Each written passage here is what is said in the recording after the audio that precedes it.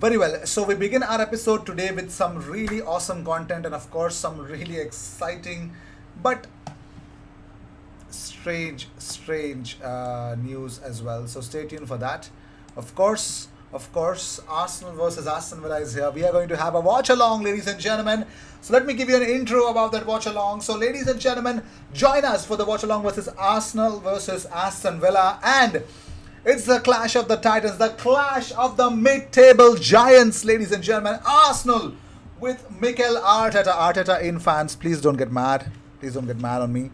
So, the mid-table giant, the team that's unbeaten for the last 5 games. Mikel Arteta's Arsenal, the mid-table, the number 8 ranked specialist, face against their mighty rivals Aston Villa. Will Arsenal take the revenge for that bid on Emil Smith Rowe? Only time will tell. Well, definitely try to support Arsenal with, of course, IG. So watch the game with me. Join in on the watch along as well. So let's start it. Arteta has spoken about Emi Martinez. He says he's a great keeper. I played with him, I managed him, and he has tremendous personality as well.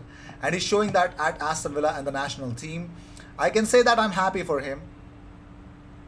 So, Dean Smith on why he wanted to sign Smith Rowe. He says he's a good footballer. I think everyone can see that.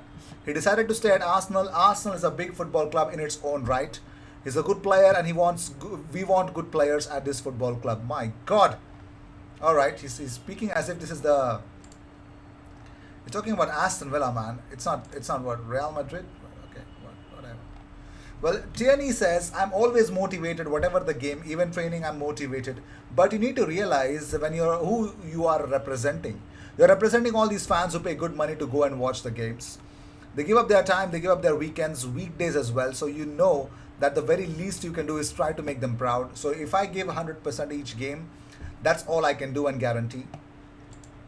That's wonderful, yeah. That's wonderful from Tierney.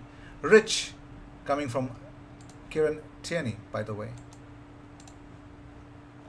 And as we speak about that, let's talk about David Seaman. So David Seaman says a lot of people question Ramsdale for the second goal against Crystal Palace. When you see it go in the middle of the goal, okay, it was just under the crossbar, but you question that. When you watch it again, you realize how close the striker got to Aaron without Ben White making a challenge. He's got to make that challenge outside the box. In the end, he did not even try to get a block in. It was so close to Aaron that he didn't really have time to react. So David Seaman has criticized Ben White. He could have done. He could have actually taken a yellow card for that challenge. You know, he could do. I mean, something that would have given Arsenal the chance, but that did not happen, and Arsenal could not get 3 points, and that's the sad part. So, Arsenal training images from yesterday. The best part is Bukayo Saka is back in training. So, of course, as the best part, Cedric Soares is there, and so is Martin Odegaard, and of course Thomas Taye Partey and Pierre-Emerick Aubameyang as well, as you can see in this image. So that was that. So Mikel Arteta also opened up about Dean Smith. He says that Dean Smith is building a team and a club with different ambitions, and credit to him and the owners obviously for giving him the time and the credit to do that. He's doing a really good job. It's a test, and they have shown how difficult they can be against us because we haven't got the results that we wanted against them recently. Let's see how things will turn out to be. But Arteta also opened up about whether Lacazette could sign a new contract. Someone was brave enough to ask him whether Arteta is going to give Lacazette a new contract. So Arteta said anything is possible. It depends on a lot of things. It's not just a matter of being willing. It is about being possible to fulfill that will and when, which is very important as well. So Lacazette could get a contract. I highly doubt that. But Arteta also opened up about Saka's availability for the Aston Villa game. He says Saka hasn't trained yet, so we have to assess him today and see how he is. I'm not a betting man, and it is down to the doctors and himself to see how he recovers and how he feels when he trains tomorrow and today and tomorrow. Sorry. So that is that from the press conference, and I think I'm getting vibes that Bukayo Saka is definitely going to play the game, but to break down Crystal Palace was not that easy. But the first goal spoke volumes. That yes, we want to impose something. But here's the sad part, the strangest part. Aston Villa defensively are not that sound. They're just not. Okay, they're not. If you keep consistently, you know, attacking them, but it's very easy to concede against Aston Villa. So we need to take our chances, and we need to be super compact. Let's see. I don't know. After seeing the Crystal Palace game, I'm starting to doubt the back four again. So moving on, Rafael van der Vaart on Overmars' link with Newcastle. Rafael says, Overmars is doing so well that everyone wants him. Maybe it is a nice challenge at Newcastle United, but I think he would much rather go to Arsenal. He has more of a connection with that, but I don't think he's going to do this. Well, Arsenal have signed their own Lionel Messi. Well, his name is Zain Ali Salman. Now 5 years of age, he's actually become the youngest ever recruit at Arsenal after signing up for Arsenal's pre-academy development centre aged just 4.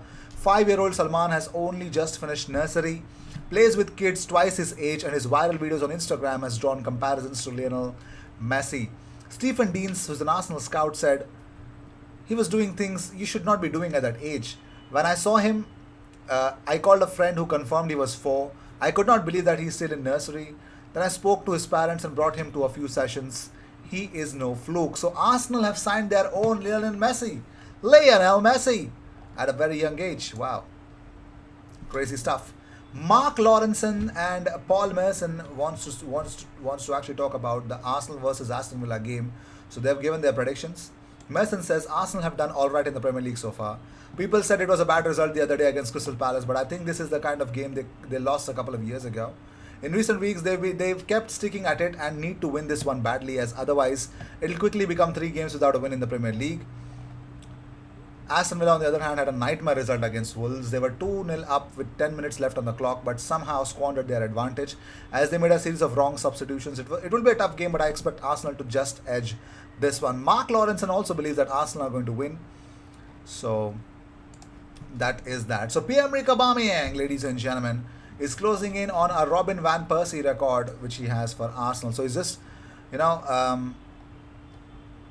yes, yeah. So Pierre-Emerick Aubameyang opened to scoring against Palace, his 3rd league goal of the season, helping him near a record currently held by Robin Van Persie. Now,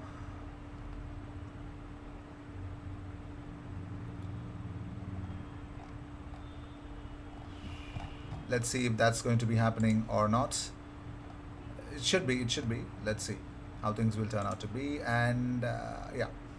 Moving on, so it looks like Newcastle are wanting Ousmane Dembele. So it could be, Pierre-Emerick Aubameyang always wanted to play alongside Ousmane Dembele, who made his life easier when they both were playing for Dortmund. So it could be a still possibility that Ousmane Dembele might be coming to Arsenal.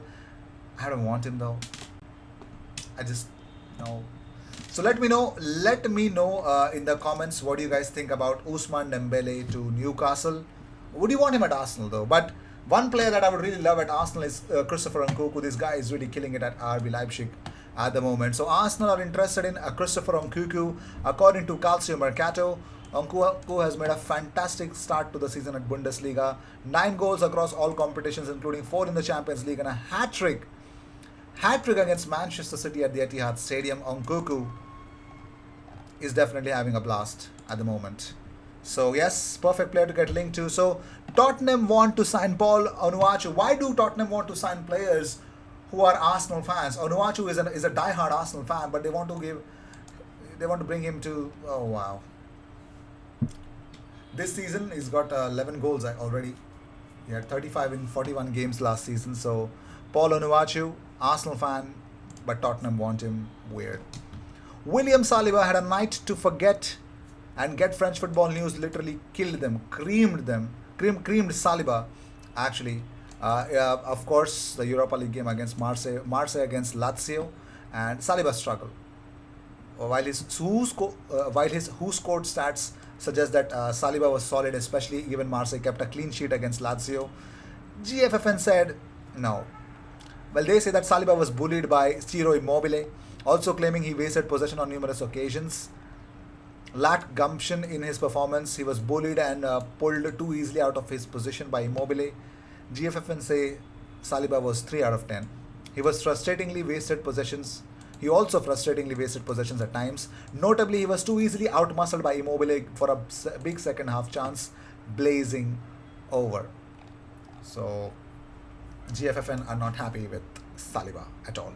So Jack Wilshere wants to join David Beckham at Inter Miami when he leaves Arsenal, apparently. So he says, I'd like to go abroad actually. Obviously, I would like to play in the Premier League as well, but I would also like to play abroad. I'm training with Arsenal till the end of January. The MLS start their preseason in January.